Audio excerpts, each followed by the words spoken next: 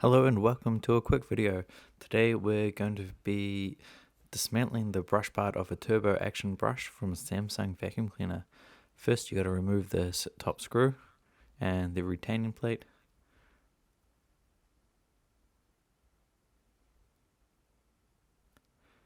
Then this bottom screw.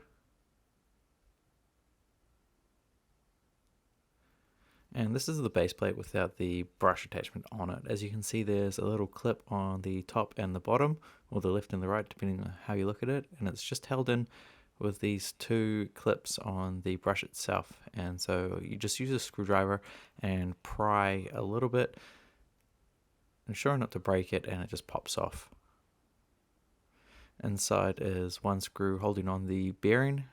In here, for my one, there was a lot of hair, and cleaning it out just made it work like new. So you can remove that screw, and then that bit can just come off.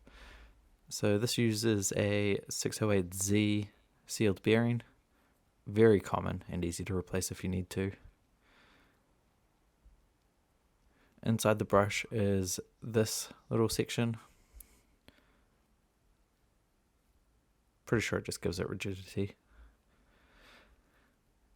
You can remove the silver stainless steel clip on the bottom, and this is how you remove the brushes if you need to replace them.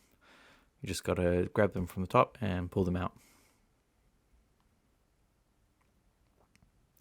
To reinstall them, you just install them from the bottom, and they just slide in nice and easy.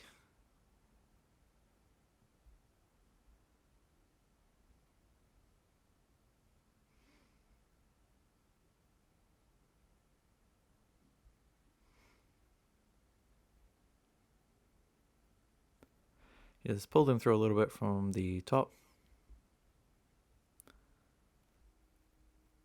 And with the brush replaced, you can just reassemble it, doing the reverse order.